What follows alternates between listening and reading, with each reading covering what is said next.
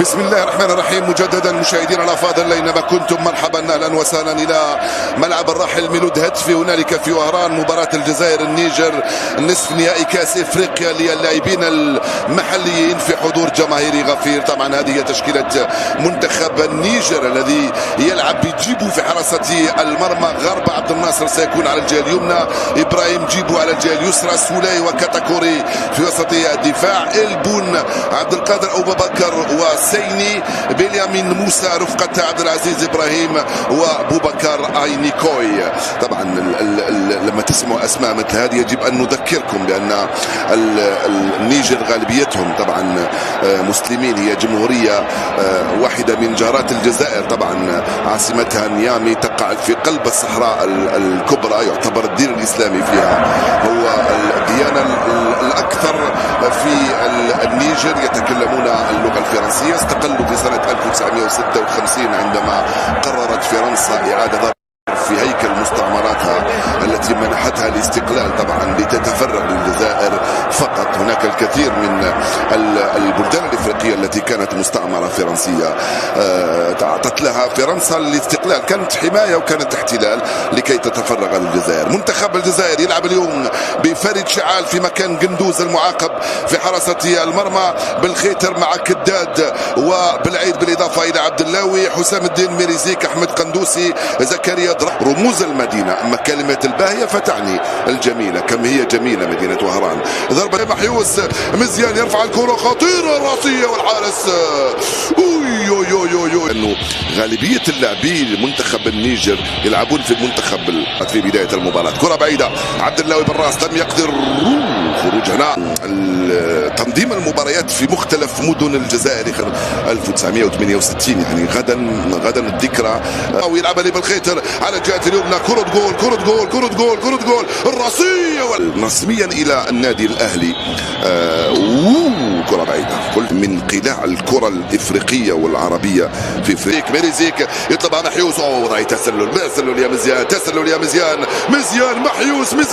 محيوس يضيع، ومزيان وقندوسي، والدفاع اخرى صعبة وخطيرة وممتازة بامتياز. ولد وعاش فيها اشهر الفنانين الجزائريين مثل الفن الكلاسيكي المطرب المرحوم احمد وهبي، وشيخ الفن العصري المطرب المرحوم بلاوي الهواري. هي الارضية الخطيرة، دراوي، ثم ميريزيك يسترجعها محيوس على مرتين، ودراوي ومحيوس، والدفاع وتروح ركني، تنفذ الركنية، جول جول جول جول. يوسف عبد اللاوي يهز الشباك، عبد اللاوي يفتح مجال التسجيل بعد خطأ من محمد، وجيبوا جول. جيبو لم يتمكن منها، ايوب عبد اللاوي افتتحها وسجل الهدف الاول، ويهتز ملعب ميلود هتفي في وهران بهذا الهدف 1-0. تلعب مع ميريزيك دراوي لمحيوس، التصديده جول، يا محيوس، من اين لك هذه القوه يا محيوس؟ هدف ثاني في منتهى الروعه، كرة دراوي لمحيوس، كرة محيوس في الشباك وجول. هدفان مقابل 0، رابع اهداف ايمن محيوس في هذه البطولة، هداف البطولة بالروعة والبراعة. هدفان ل0 كذلك. الكرة من مزيان في الركنية القائمة الاول، وايت مهوب كذلك، خطيرة، جول خطيرة من قندوز، من يوسف العوافي فوق راس محيوس الذي يسجل الثالث ويسجل 5 أهدافه في هذه البطولة. رائع الكرة ورائع الراسية، محيوس امام الحارس يسجل الثالث. 3-0 صارت النتيجة بعد كرة ولا اروع من قبل اللاعب يوسف العوافي بيسراه، وهنالك محيوس لا يتردد ولا يتوانى ولا. مزيان يدخل، مزيان الرابع، مزيان ما زال عنده الكرة الآن، يرجع للخلف، محيوس وجول. الحكم يصفر، راوي العوافي المنتخب الجزائري. رمية بالخيتر لصالح المنتخب الجزائري، مرفوعة بشكل رائع وراسية مرة. رجعت في الخلف في اتجاه يوسف العوافي. المدافع من هنالك غربة في التسديد والحارس في الصد والركنية السابع صاحب الثنائية اليوم. الكرة مرفوعة من بالخيتر وراسية جول 4-0 صارت النتيجة. يا سلام، لم تكفي الثلاثة فجاء الرابع. هل سجل بنيران صديقة هذا الرابع؟ فرحة كبيرة في المدرجات، ممتعة فوق أرضية الميدان. المباراة ممتع، لاعبو المنتخب الجزائري لحد الآن بعد تسجيلهم الرابع. أعتقد بنيران صديقة من ركنية نفذها مختار بالخيتر. جماهير مهران سعيدة.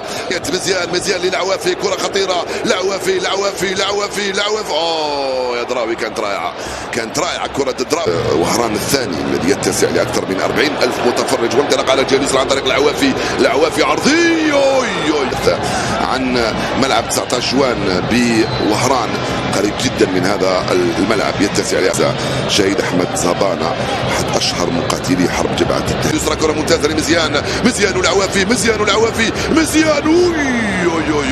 ممكن يخبي لنا في الهدف للنهائي.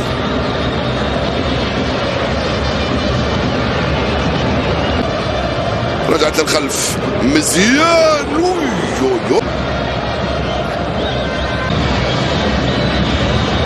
هانيكوي وصل على جعله. هذا الآن هانيكوي سيني باداماتسي راسية هنا وشعال بروعة يخرجها. إبراهيم جيبو في القائمة الأول، التغطية دفاعية أخرجها في الركنية.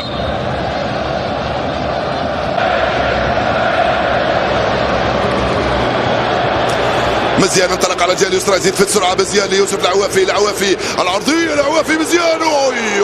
نادي مولودية العاصمة سيدخلون بعد شوية. تسلل الكرة، ما تسلل يا محيوس، خطيرة. والله تسلل. وين رايح يا يوسف؟ سجلها بروعة.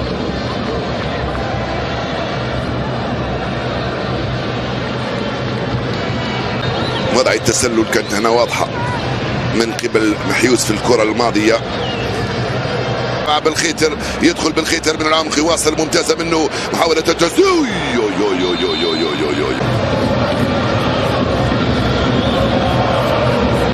بعد ما خلاها يجيبو. كانت رائعة من أمام أيوب غزالة هنا. ولا الكرة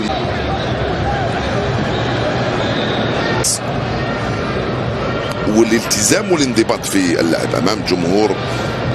بالخيتر موجود في القائمه الثانيه، باوش بالخيتر اللي طار مره ثانيه، مش متسلل باليمنى، يلعب عرضيه. الهدف ووضع الهدف من بايزيد ووضع التسلل، يشير لها الحكم المساعد من هنالك، كانت من طاهر نعم وليس من بايزيد.